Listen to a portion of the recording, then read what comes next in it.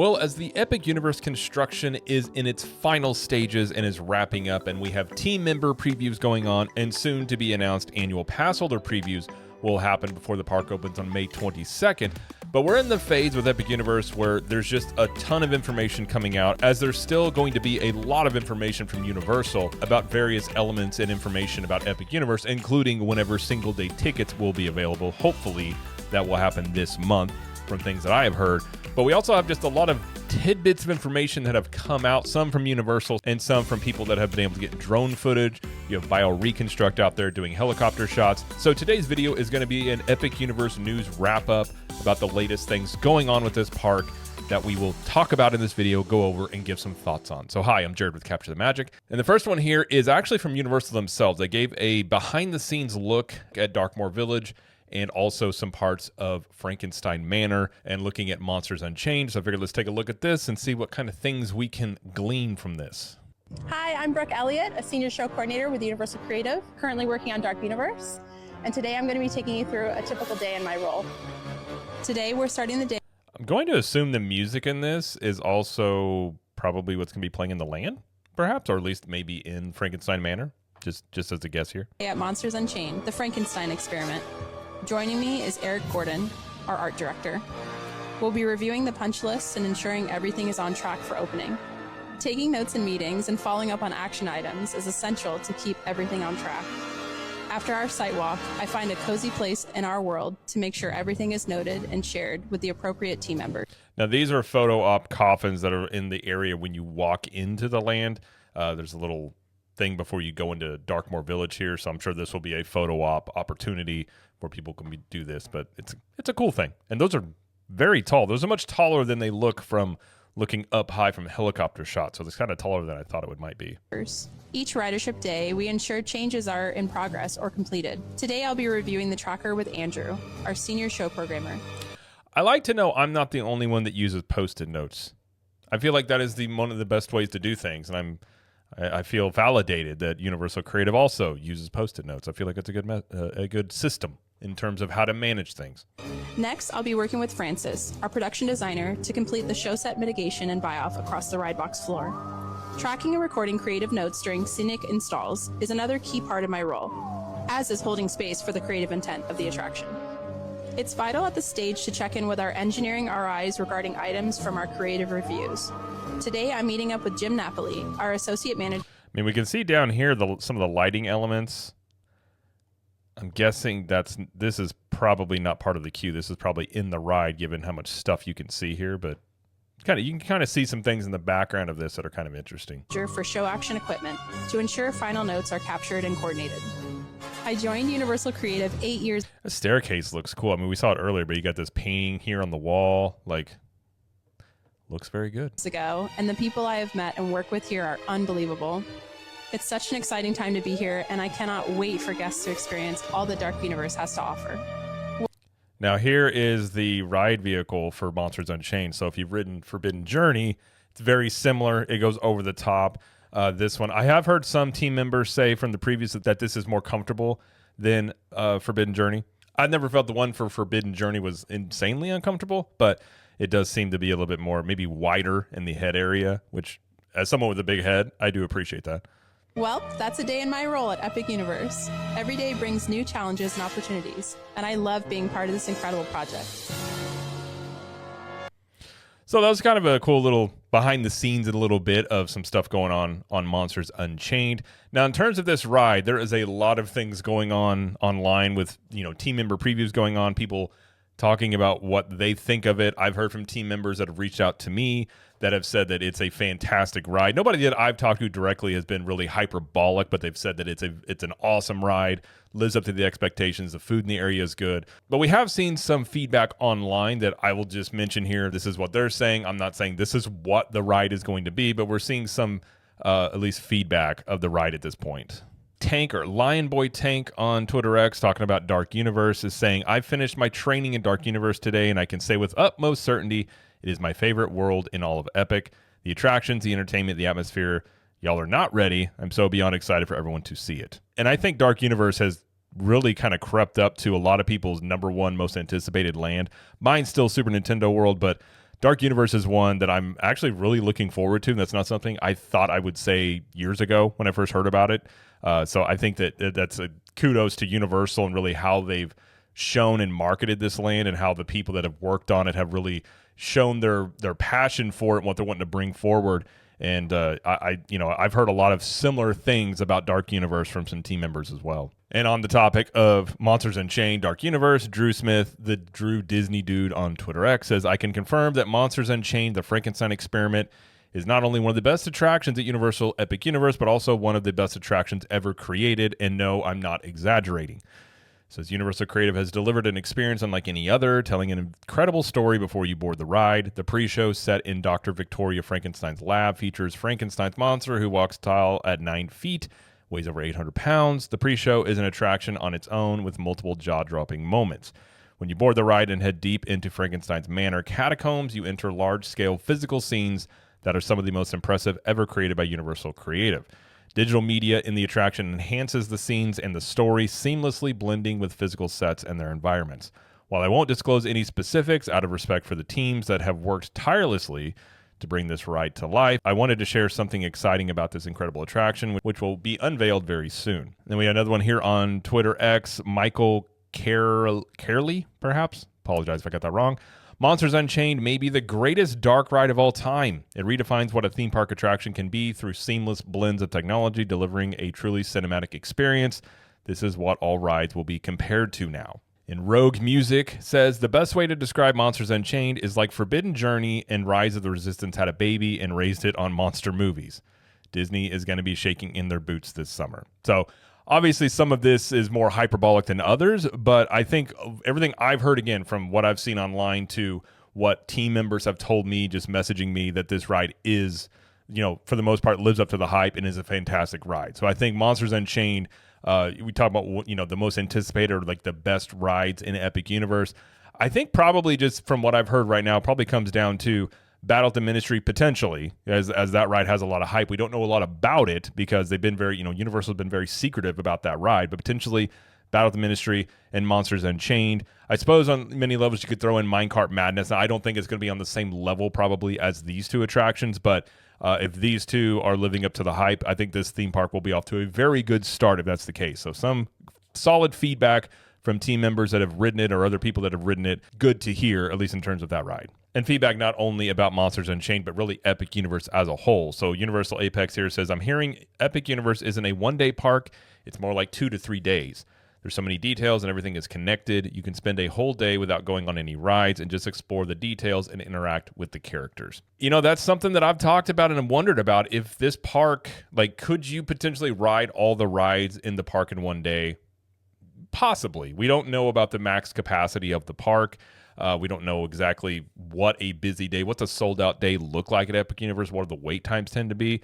I kind of wonder if they're going to tend to go on the lower end of max capacity to try and have more of a guest, like a positive guest experience, because I think one of the things that they're not wanting to happen, at least what I would assume they're not wanting to happen, is that the park is so slammed that the wait times are insane and nobody's really having a good time. And one of the things that'll be really important for this park to live up to the hype potentially, because again, this park has a lot of hype about it, and there's a really good chance that this park just may never live up to the hype. So there is a risk of that in and really just wanting this park to be received well and have good word of mouth. They could, have a lower capacity when they start because they want people to be able to ride all the things. So it's a balance of really, making money, obviously, but balancing that with guest experience to have a really good opening time period. I think that may be something they're looking at here.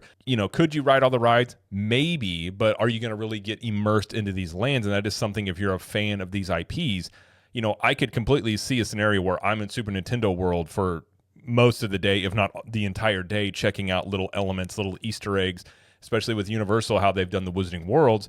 If you're a fan of the Wizarding Worlds and Harry Potter, there are tons of things to explore in those lands of the little back alleys, the little Easter eggs, all the little shops you can go into. And I have no doubt they're going to do this with Epic Universe as well. So it comes down to, could you ride all the rides or really experience the park? I feel like to do both, you would probably need more than one day, which is what, I've heard from people that they're anticipating. And I kind of anticipate that 1 to 2 days, maybe what people need here. And that's probably why a lot of people are looking forward to when they're going to sell single-day tickets, because currently all the vacation packages only have one-day access to Epic Universe. So that is something I think a lot of people will probably add on to their trips. And on the topic of park capacity, over here on X, formerly Twitter, Wallen Ballin, who is very much looking forward to Epic Universe if you followed that account.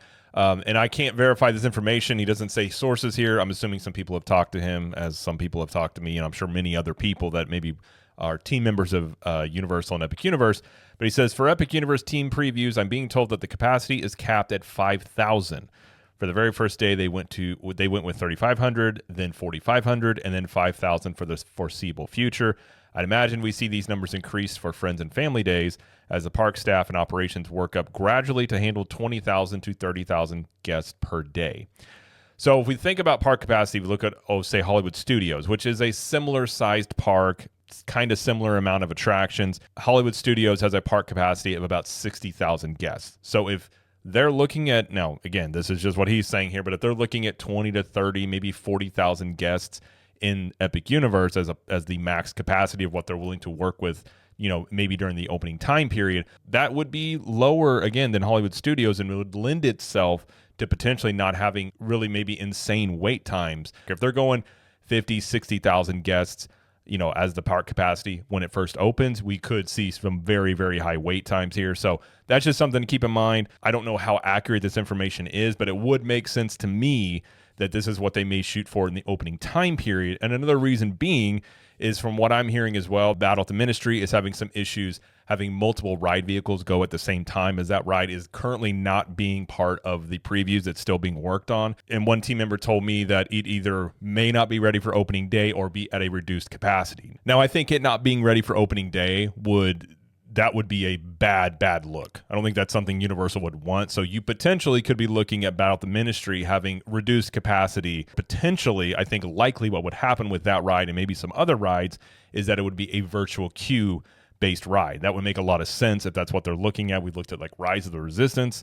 That one had its issues and it had ride queue for a very long time. So I wouldn't be surprised if Battle at the Ministry is a ride that does utilize ride queue, at least in the opening period, or, could be for years to come, depending on how the demand and how many rides are being able to run and really handle the capacity and the demand for that ride. And I'm currently working on an Epic Universe construction update, as those are going to be probably coming to an end fairly soon as construction wraps up. But we do have some drone footage here that we can check out at Epic Universe at night, which is further along than the last time we saw some nighttime footage. And this footage is from Ivo on YouTube. So it's Epic Universe. This is from a drone they flew. You can see when they started flying it here. So if you want to go check it out, go over there. And I will put a link in the description to this as well if you guys want to go check that out. But we get some pretty good views of just some of the elements at night here. So, I mean, you can even see from here, like, you got all sorts of shimmering lights. We see the fountain going, which we'll see a better shot of the fountain here in a moment, which the fountain hadn't been running until recently. And there's really been no word from Universal still about, how much the fountain's going to be involved in the nighttime show and things. But we can see from this shot here, fountain looks pretty fantastic. Very Bellagio-esque like, if you've ever been out in Vegas and seen that fountain. And I think it'll probably be on that same level. And here coming around Helios, this is a really good view. You got the pool area here, and this is the front or the facing entrance where guests will drive up. So you got the porte cochere, and Helios is looking pretty fantastic. And the nighttime lights, they look very good. You got the parking garage right here, and the lighting on the domes there is going. So I would say that looks very much like the concept art that we've seen. And really just some cool shots here of the entrance area here. Obviously, this is where you go through security and get into the park. And you have the entrance Chronos, which it has the shimmering lights. We can see the spinning Chronos up there has lights on it as well. You can see the fountain back there with the lights going on it. And here's another good view of the fountain show going on. I mean, that's shooting up pretty high as well. Like, from this angle, it almost looks like it is as high as Helios. I don't think it is, but from this angle, you can definitely tell that middle one is pretty high there.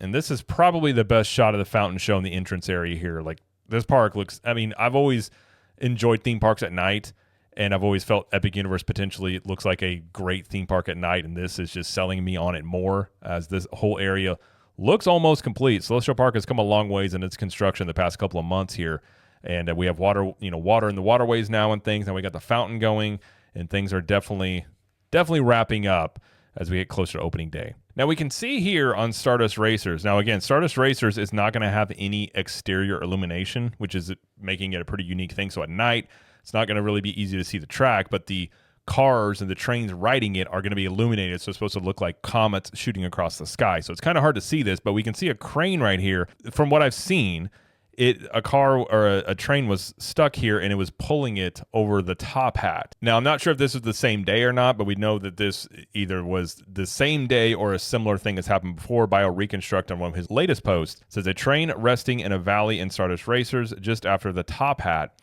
Epic Universe is in team member previews, and it could be this is a photo after a test of evacuation procedures.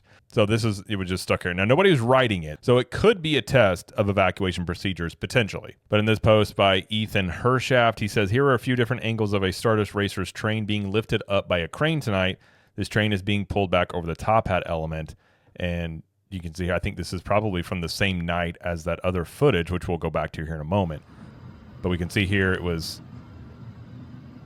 pulling the trains over the top hat as it seems like it got stuck. And another post here saying, I was going to film a time lapse of the Stardust Racers train being pulled up on the track, but I watched for over 40 minutes and I'm not sure if the train even moved at all during that time period. And Wallen Ballin commenting on as well says, I'd have to imagine Universal does not want to have to pull out a crane this big very often. They're truly peeved about all the Stardust issues with Mack Rides. So that's one of the things about this. This is a Mack Rides coaster, which some of the coaster enthusiasts have talked about potential issues with this. Now, I can't speak to that. I'm not sure. I'm just going off of what some people have said. Now, some people said there was a big gust of wind that caused this issue on Stardust Racer. So this could be a ride definitely when there is a lot of wind that they're not going to run that, as some rides do that, obviously. And, some people have said it potentially could be like Rip Ride Rocket having issues. Obviously, we'll have to wait and see how it runs whenever it's open. But some people have expressed concerns. I'm not one saying one way or the other because I just don't know, but just wanted to relay that information as some people have speculated that this ride could have some issues in terms of its reliability and having some of these issues with it. Now, this isn't really super exciting, but we do know that the parking areas for Epic Universe are in the app now, and we can see that the parking areas of the parking lot are going to be Explorer, Monster, Viking, Gamer, and Hero. So those are going to be where you park, and you got to remember which section you're at, and then the tram can take you back there. So those are going to be the parking sections at Epic Universe. And over on the app and website, you can now see the Epic Universe map that is on there. We can check out some of the locations, and we can also see some of the dining and retail locations have names on them, with most of them having a logo showing what the concept is for it, or what kind of snacks or what kind of retail location it is. So we know over here in Super Nintendo World, we know about Toadstool Cafe, the Bubbly Barrel, Yoshi's Snack Stand, which we've known about this one, but it says here there's no menus available that I can see. But it says Yoshi's Snack Island is a cozy burrow tunneled into the base of Mount Beanpole. Here you can enjoy a variety of juices and fruit-based specialty beverages inspired by Yoshi's favorite food, fruit. And then another one here, Turbo Boost Treats. And this one says, tap the brakes and make a pit stop at Turbo Boost Treats for some Mario Kart race day snacks. Whatever your appetite is revved up for, you'll find something to get refueled and ready to play. Then the Ministry of Magic, nothing that we didn't already know about this. You have Cafe Léard de la Serene, I believe. You don't know. This land is going to butcher me on names. I'm not going to be able to say these half the time. We know about that one. The Le Goblet Noir, which is the kind of like the dark area of Ministry of Magic. And then Bar Moonshine says, enjoy a taste of home at Bar Moonshine, where you'll find drinks served in a bar decorated with memorabilia of Wizarding Americana. So that's going to be the American-themed bar that is in Ministry of Magic. We also have K. Ramel, I believe is how you say that. It says, satisfy your sweet tooth with a tasty confectionaries that are equal parts sugar and sorcery, mini crafted by renowned master K. Ramel. And then there is Les Galeries Mirifiques, perhaps, is a fashionable department store where visitors will find uniforms from international wizarding schools, a variety of wizarding gear, memorabilia, and much more. And then in Spitfire Grill, we know Mead Hall, Spitfire Grill, and Hooligans Grog and Gruel. And then also in Isle of Berk, you have Hiccup's Workshop. It says, whether you're a dragon rider or just want to dress like one, you'll find a variety of Viking gear and apparel at Hiccup's Workshop. You have How to Treat Your Dragon. It says that you don't have to have a dragon-sized sweet tooth to enjoy the delicious candy and confections on display at How to Treat Your Dragon. Then there is Toothless's Treasures. Adjacent to the Dragon Hatchery is Toothless's Treasures, where visiting Vikings can purchase adorable plush dragons and other themed merchandise to commemorate their unforgettable dragon encounters. And then there is Viking Traders. So nestled beneath a neighborhood of dragon houses perched high on the mountain above, the Viking Trader Shop offers all the necessary supplies new Vikings might need for their adventures on Berk. You'll find Viking toys, helmets, and shields, plus dragon toys, and other fun essentials. And then in the Dark Universe, something interesting that, the Burning Blade Tavern we do know about, but there also is in the app the Burning Blade Tavern pickup. So there looks like there's going to be a pickup window, probably do mobile order on there to go pick up food and drink items there. There is Pretorius Scientific Oddities, which that sign's been up. We know about that shop. It says the home of Dr. Pretorius is now Pretorius' Scientific Oddities, a wondrous emporium where his macabre items are on display and for sale. And then there is the Guild of the Mystics. So stop by the wagons of the Guild of the Mystics, where you might pick up a colorful t-shirt, magical charm, or piece of handcrafted jewelry. And this is by the Curse of the Werewolf roller coaster there. And the one land where we probably have the most new names, or the names for these places that maybe we weren't sure of before that have been updated in the app, are over in Celestial Park. So we have, of course, we knew about Bar Zenith, but we have a logo here. The offbeat Bar Zenith serves up refreshingly curious beverages along with a view of Celestial Park's extravagant fountain shows. Then the Celeste Tiki Bar, which you know about that, is the trendiest tiki bar in the cosmos, where explorers can enjoy an array of exotic drinks. So sip up and chill out. Then there is Comet Dogs. Treat your taste buds to out-of-this-world hot dogs with all the best toppings. Grab a bite and enjoy the music and sights of Constellation Carousel nearby. Then Frosty Moon. Among the greenery of Celestial Park is the Frosty Moon ice cream stand, featuring a fuchsia ice cream cone ringed with gold orbits atop the kiosk, hinting at the snowy treats inside. Then there's the Star Su Bao. Perched near Stardust Racers in Celestial Park, Star Su Bao is an Asian food cart offering unique takes on the traditional steamed Asian bao bun. And then one of the newer ones, the Plastered Owl, which I think that name is pretty funny, to be quite honest. Named for a comical celestial owl, this hot spot serves up the coldest beers from the tap of the ancient tree of the tavern's center. And then some of the shopping areas in Celestial Park, we have Lens Flare. It says a Sensorium Emporium's Lens Flare shop. Explorers can take home keepsakes of their adventures throughout Epic Universe.